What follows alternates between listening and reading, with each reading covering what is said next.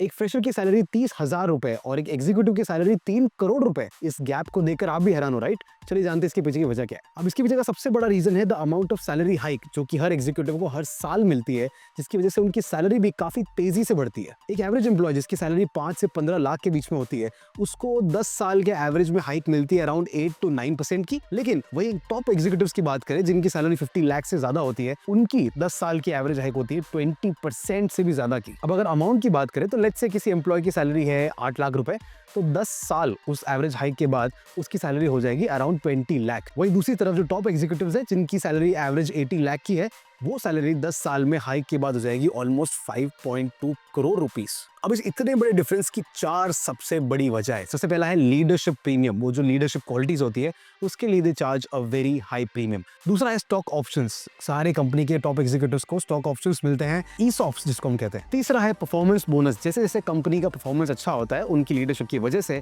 उस परफॉर्मेंस पे उन टॉप एग्जीक्यूटिव्स को अच्छा खासा बोनस मिलता है। और चौथी सबसे बड़ी वजह है market demand for top talent. ये जो टॉप एग्जीक्यूटिव्स होते हैं, लीडर्स होते हैं, उनकी मार्केट में डिमांड बहुत ज्यादा हाई है। तो अगर आप एक नॉर्मल एम्प्लॉय है तो अपनी वेल्थ ग्रो करने का सबसे अच्छा जरिया है stock market. So start your SIPs now और चैनल को सब्सक्राइब भी कर दो।